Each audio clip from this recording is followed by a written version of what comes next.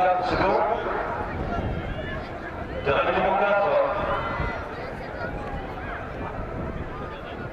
C'est bon, terrain numéro 4. 1-2. Nouvelle rencontre, ça s'enchaîne, hein, toutes les 10 minutes, c'est très rapide.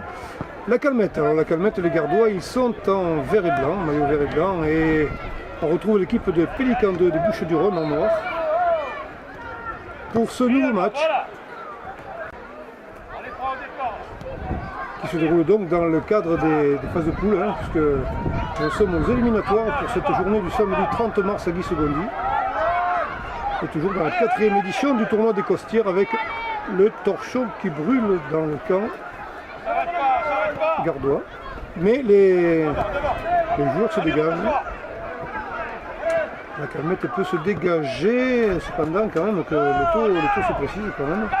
Alors va-t-on arriver à construire? Ça va rien dire, c'est le début de match, on balbutie quelquefois.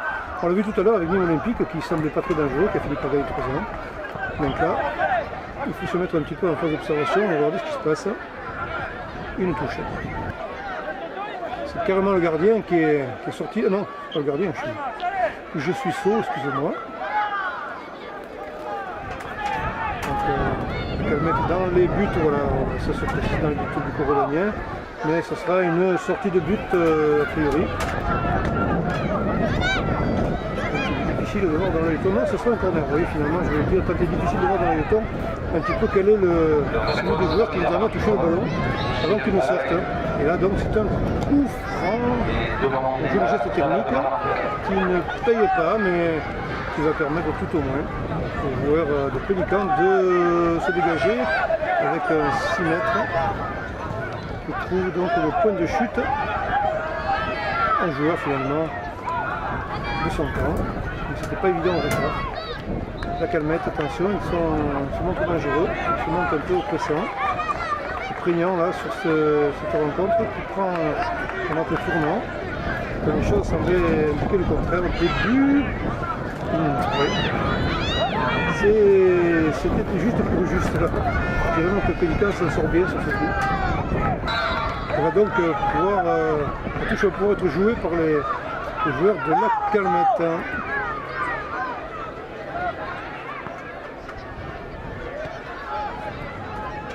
Nouvelle touche pour les verts et blancs. Non, oui, touche, c'est bien ça. Je trouve que c'est le pouce comme Bouffon qui avait été sifflé, puis c'est bien une touche. Parce que personne joue autour du joueur en noir qui a dégagé en touche, donc il n'y a pas de faute. Ah, décidément, les Calmettes, ils sont un peu mal ressourcés.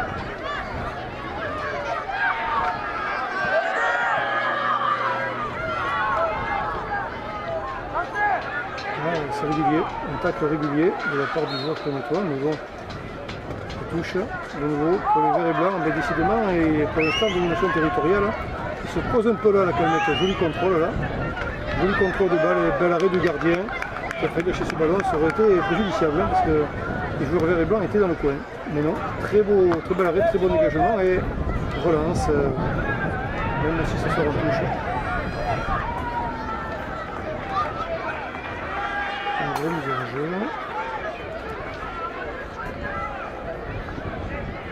Calmette n'attendent pas pour s'emparer du ballon. Hein.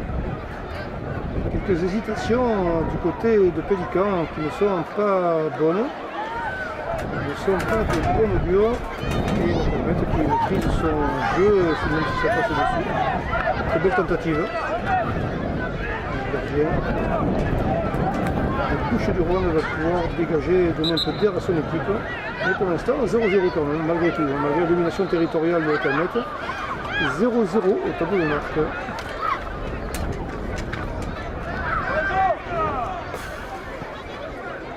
Sur son aile droite, mais ça va toucher. Ah oui, ça ne va pas les aider, les Corodoniens, à résister à la suite calmettois, parce que là, effectivement, ils prennent de l'ascendance sur le match peu à peu. Alors il va falloir peut-être qu'un coup ça paye, mais bon, on souhaite que ce soit sur la valeur du jeu.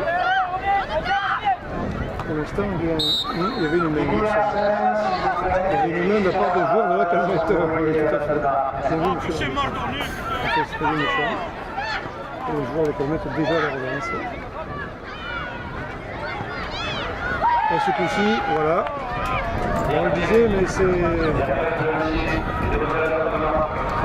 Normal, quoi. À force, il fallait que ça arrive. Voilà donc la Calmette qui prend une option sur ce match. Et voilà, c'est bien lancé là, de la part de Pélican. Allez, Pélican dans le camp gardois. C'était assez rare jusqu'à présent pour ne pas être signalé. Et non, ce sera une sortie de but. Dégagement à la main.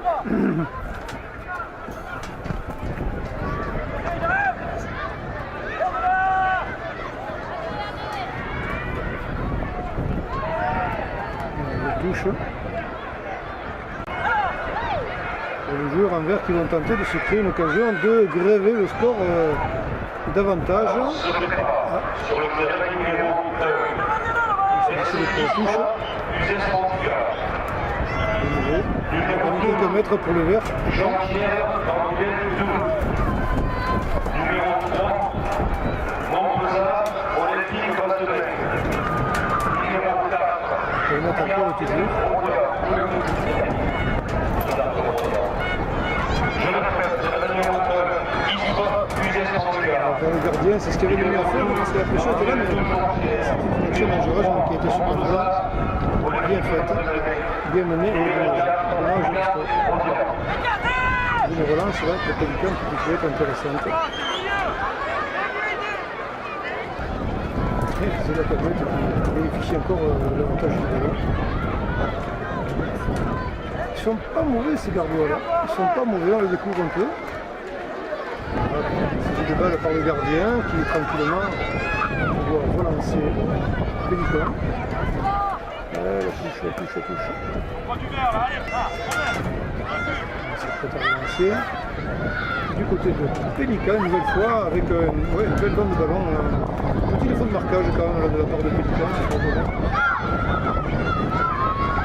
La Calmette de loin qui tente. Le numéro 4, Pélican éloigne le danger. La Calmette de nouveau lancée.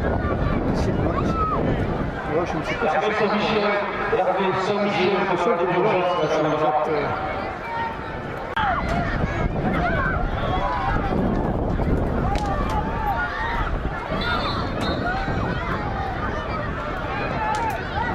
C'est bizarre, dommage. Il aurait dit que c'était une occasion de plus pour la Calmette de revenir dans les buts du Corobanien. Attention. Ah, ça cherche.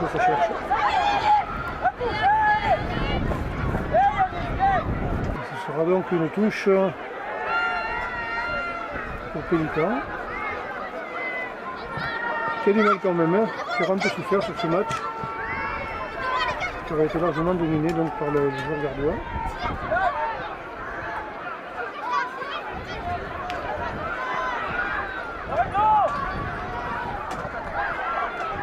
C'est pas mal quand même du côté de la Calmette. C'est là contre une équipe peut-être un petit peu plus forte, je ne sais pas, sans porter de jugement de valeur, mais c'est vrai qu'il y a une petite différence au niveau de jeu entre les deux équipes.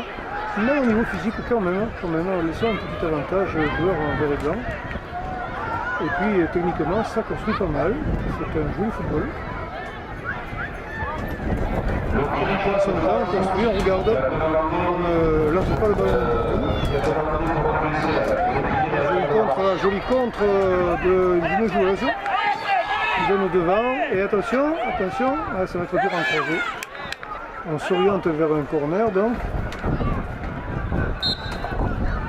Messieurs les arbitres, les matchs sont terminés.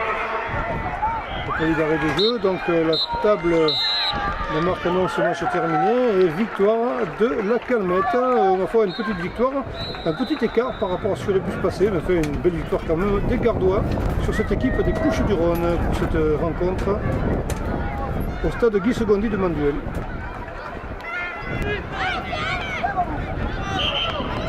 Allez, c'est sifflé pour cette rencontre qui oppose en rouge et noir l'équipe d'Uzès Point du Gard contre Istres en mauve.